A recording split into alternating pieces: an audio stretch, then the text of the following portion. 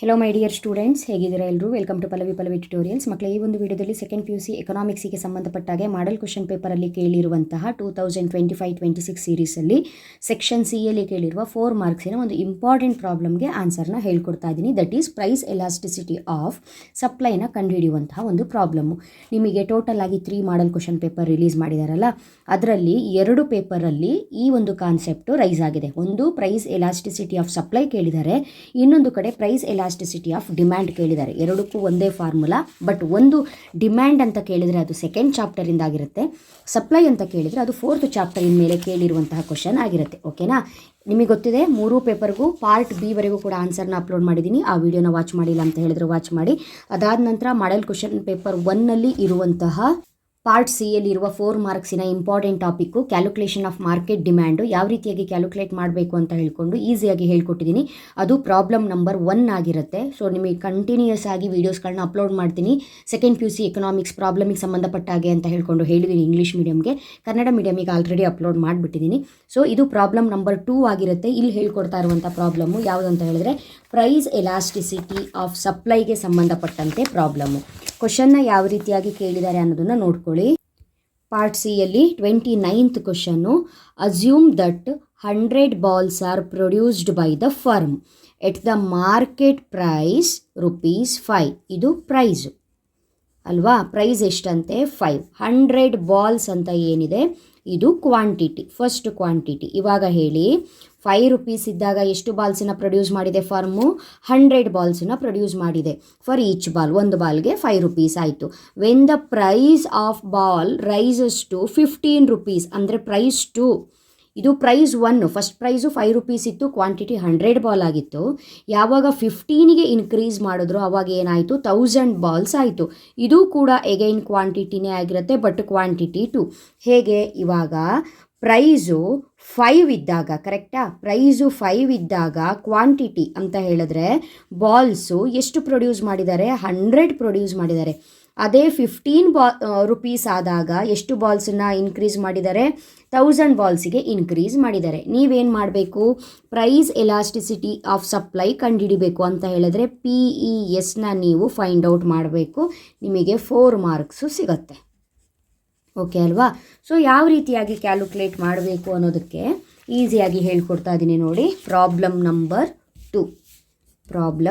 ಓಕೆನಾ? ಹೆಡ್ಡಿಂಗ್ ಯಾಕೆ ಹಾಕಿರ್ತೀನಿ ಅಂತ ಹೇಳಿದ್ರೆ ಯಾವ ಪೇಪರಲ್ಲಿ ಕೇಳಿರುವ ಕ್ವಶನ್ ಅಂತ ನಿಮಗೆ ಗೊತ್ತಾಗಲಿ ಅನ್ನುವಂಥ ಕಾರಣಕ್ಕೆ. ಮಾಡೆಲ್ ಕ್ವಶನ್ ಪೇಪರ್ 2 ಅಲ್ಲಿ ಕ್ವಶನ್ ನಂಬರ್ 29 2025-26 ಎಕ್ಸಾಮಿಗೆ ಪ್ರಾಬ್ಲಮ್ 2 ಎರಡನೇ ಪ್ರಾಬ್ಲಮ್ ಹೇಳ್ಕೊಡ್ತಾ ಇದ್ದೀನಿ. ಸೊ 4 ಮಾರ್ಕ್ಸಿಂದು ಪ್ರಾಬ್ಲಮ್, ಕರೆಕ್ಟಾ?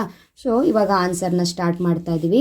ನಾವೇನು ಮಾಡಬೇಕು? ಕ್ವಶನ್ ನಂಬರ್ನ ಬರೀಲೇಬೇಕು. ಕ್ವಶನ್ ನಂಬರ್ನ ಬರೆದು ಸ್ಟಾರ್ಟ್ ಮಾಡ್ತೀವಿ. 29 ಏನು ಕ್ಯಾಲ್ಕುಲೇಟ್ ಮಾಡೋಕ್ಕೆ ಹೇಳಿದ್ದಾರೆ? PES. ಅರೆ PES ಅಂತ ಹೇಗೆ ಗೊತ್ತಾಯಿತು ಅಂತ ಹೇಳ್ಕೊಂಡು ನಿಮಗೆ ಡೌಟು.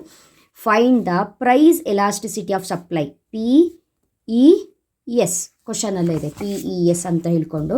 ಸೊ ಈ PES ಕಂಡುಹಿಡಿಯೋದಕ್ಕೆ ಫಾರ್ಮುಲಾ ಏನು ಅಂತ ಹೇಳಿದ್ರೆ ಡೆಲ್ಟಾ ಕ್ಯೂ ಅಂದರೂ ಟೋಟಲ್, ಡೆಲ್ಟಾ ಅಂದರೂ ಟೋಟಲ್, ಆಯಿತಾ? Delta Q divided by delta P into P/Q. Delta ತಗೊಳ್ಳುವಾಗ ಫಸ್ಟು ಕ್ಯೂ ತಗೋಬೇಕು, ಓಕೆನಾ? ಕ್ಯೂ ಡಿವೈಡೆಡ್ ಬೈ ಪಿ ಡೆಲ್ಟಾದ್ದು ಇಂಟು ಅದ್ರದ್ದು ಆಪೋಸಿಟು P/Q. ಈ ಫಾರ್ಮುಲಾನ ಕರೆಕ್ಟಾಗಿ ನೆನ್ಪಿಟ್ಕೊಳ್ಳಿ. ನೆಕ್ಸ್ಟು ಇನ್ಫಾರ್ಮೇಷನ್ನ ಬರಿತಾ ಹೋಗೋಣ. ಇವಾಗ ಪ್ರೈಸ್ ಕೊಟ್ಟಿದ್ದಾರೆ, ಕರೆಕ್ಟ್ ಅಲ್ವಾ? ನೆಕ್ಸ್ಟು ಕ್ವಾಂಟಿಟಿ ಕೊಟ್ಟಿದ್ದಾರೆ, ಪ್ರೈಸ್ ಆ್ಯಂಡ್ ಕ್ವಾಂಟಿಟಿ ಕೊಟ್ಟಿದ್ದಾರೆ. ಇವಾಗ ಹೇಳಿ, ₹5 ಇದ್ದಾಗ ಬಾಲಿಗೆ ಕ್ವಾಂಟಿಟಿ ಎಷ್ಟಿತ್ತು? 100 ಇತ್ತು. ₹15 ಇದ್ದಾಗ ಬಾಲ್ ಎಷ್ಟಾಯಿತು? 1000 ಆಯಿತು.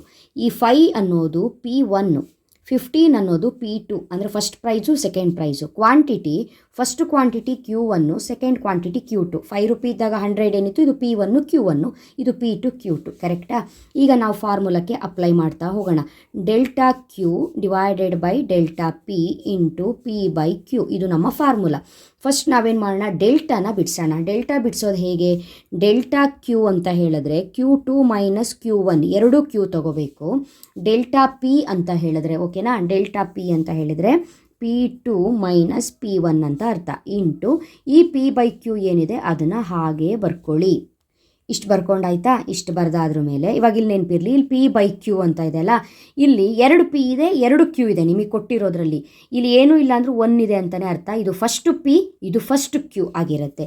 ಇವಾಗ ಹೇಳಿ, ಕೊಟ್ಟಿರೋದ್ರಲ್ಲಿ Q2 ಇಲ್ಲಿದೆಯಲ್ಲ, Q2 Q1 ತಾನೆ. Q2 ಎಷ್ಟು 1000 ಇದೆ. Q2ನ Q2 ಜಾಗಕ್ಕೆ ಅಪ್ಲೈ ಮಾಡಿ, ಮೈನಸ್ ಹಾಕಿ. Q1 ಎಷ್ಟಿದೆ 100 ಇದೆ. ಕರೆಕ್ಟಾ? ನೆಕ್ಸ್ಟು P2 ಎಷ್ಟಿದೆ, P2 15 ಇದೆ, ಮೈನಸ್ P1 ಎಷ್ಟಿದೆ 5 ಇದೆ, ಇಂಟು ಪಿ. ಫಸ್ಟು ಪಿ ಎಷ್ಟು, first P 5 rupees, 5. First Q ಎಷ್ಟು 100. ಫಸ್ಟ್ ಬರಿಬೇಕು ಅಂತ ಹೇಳಿದ್ದೀನಿ. ಕರೆಕ್ಟ್ ಅಲ್ವಾ? ಇದಿಷ್ಟು ಬರ್ಕೊಳ್ತೀರಿ. ಇಷ್ಟು ಬರೆದಾದ್ರ ಮೇಲೆ 1000ಅಲ್ಲಿ 100 ಹೋದರೆ ಇಷ್ಟು 900. ಕರೆಕ್ಟಾ? 15ಅಲ್ಲಿ 5 ಹೋದರೆ ಎಷ್ಟು 10. ಈ ಕಡೆ 5 ಮತ್ತು 100 ಹಾಗೆ ಇಟ್ಕೊಳ್ಳಿ. ಕರೆಕ್ಟಾ? ಇವಾಗ ಏನು ಮಾಡಿ, ಕ್ಯಾಲ್ಕುಲೇಟ್ರ್ ತೊಗೊಂಡು 900 ಇಂಟು 5, ಇಲ್ಲಿ ಇಂಟು ಇದೆಯಲ್ಲ, ಓಕೆನಾ? ನ್ಯೂಮರೇಟರ್ನಿಂದ ನ್ಯೂಮರೇಟರ್ನ ಗುಣಿಸಿ. 900 ಇಂಟು 5 ಎಷ್ಟಾಗುತ್ತೆ, 9 5 = 45, ಅಲ್ಲಿಗೆ 4500 ಆಗುತ್ತೆ.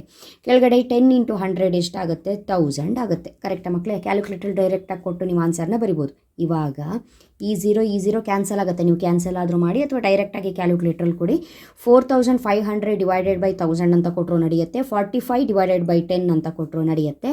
ಆನ್ಸರ್ ಎಷ್ಟು ಬರುತ್ತೆ ಅಂತ ಹೇಳಿದ್ರು 4.5 ಬರುತ್ತೆ. ಇದು ಆನ್ಸರ್. ಇಷ್ಟು ಬರೆದ್ರೆ ನಿಮಗೆ 4 ಮಾರ್ಕ್ಸು ಸಿಗುತ್ತೆ. ನೀವಿಲ್ಲಿ ತಿಳ್ಕೊಬೇಕಾಗಿರೋದೇನು ಅಂತ ಹೇಳಿದ್ರೆ ಫಾರ್ಮುಲಾ ಅಷ್ಟೇ. Delta Q divided by delta P into P by Q. ಈ ಫಾರ್ಮುಲಾನ ಕಲ್ತ್ಕೊಂಡ್ರೆ ಆಯಿತು. ಇವಾಗ ನಿಮಗೆ ಮೇಡಮ್ ಇನ್ನೊಂದು ಪೇಪರಲ್ಲಿ ಡಿಮ್ಯಾಂಡ್ ಕೇಳಿದ್ದಾರೆ ಅಂತ ಹೇಳಿದ್ರಲ್ಲ, ಅದು ಹೇಗೆ ಕಂಡುಹಿಡಿದು? ಸೇಮ್ ಇಲ್ಲಿ ಎಸ್ ಇದ್ದಲ್ಲಿ ಡಿ ಬರುತ್ತಷ್ಟೇ, ಸೇಮ್ ಟು ಸೇಮ್. ಇದು ಹೇಗಿದೆಯೋ ಹಾಗೇ ಬರೆಯೋದು. ಅಲ್ಲೂ 2 ಪ್ರೈಸ್ ಇರುತ್ತೆ, ಅಲ್ಲೂ 2 ಕ್ವಾಂಟಿಟಿ ಇರುತ್ತೆ. ಇದೇ ರೀತಿ ಫಾರ್ಮುಲಾಕ್ಕೆ ಅಪ್ಲೈ ಮಾಡ್ಕೊಂಡು ಹೋಗೋದು. ನೋಡಿ, ಒಂದು ಲೆಕ್ಕನ ಒಂದು ಫಾರ್ಮುಲಾ ಕಲ್ತ್ಕೊಂಡ್ರೆ ಅದಾದರೂ ಕೇಳಲಿ, ಡಿಮ್ಯಾಂಡ್ ಆದರೂ ಕೇಳಲಿ, ಸಪ್ಲೈ ಆದರೂ ಕೇಳಲಿ, 4 ಮಾರ್ಕ್ಸ್ ಬಂದೇ ಬರುತ್ತೆ. ಓಕೆನಾ? ಸೊ ಈ ಒಂದು ವಿಡಿಯೋದಲ್ಲಿ ಈ ಲೆಕ್ಕನ ಕಲ್ತ್ಕೊಂಡ್ರೆ ಅಂತ ಭಾವಿಸಿದ್ದೀನಿ. ಯಾರ್ಯಾರು ಚಾನಲ್ಗೆ ಸಬ್ಸ್ಕ್ರೈಬ್ ಆಗಿಲ್ಲ ಅವಾಗಲೇ ಸಬ್ಸ್ಕ್ರೈಬ್ ಆಗಿ ಆಲ್ ಬಟನ್ನ ಕ್ಲಿಕ್ ಮಾಡ್ಕೊಳ್ಳಿ. ನೆಕ್ಸ್ಟು ಡಿಮ್ಯಾಂಡಿಗೆ ಸಂಬಂಧಪಟ್ಟಿರುವ ಲೆಕ್ಕ, ಅದಾದಮೇಲೆ ಇನ್ನೂ ಎಷ್ಟು ಲೆಕ್ಕಗಳಿದೆಯೋ ಎಲ್ಲ ಲೆಕ್ಕಗಳನ್ನ ಹೇಳ್ಕೊಡ್ತಾ ಹೋಗ್ತೀನಿ. ಚೆನ್ನಾಗಿ ಓದ್ಕೊಳ್ಳಿ, ಒಳ್ಳೆ ರೀತಿ ಮಾರ್ಕ್ಸ್ಗಳನ್ನ ತಗೊಳ್ಳಿ. ಓಕೆನಾ? ನೆಕ್ಸ್ಟ್ ವಿಡಿಯೋದಲ್ಲಿ ಮತ್ತೆ ಸಿಗ್ತೀನಿ. ಅಲ್ಲಿವರೆಗೂ ಚೆನ್ನಾಗಿ ಓದ್ಕೊಳ್ಳಿ. Thank you. All the best.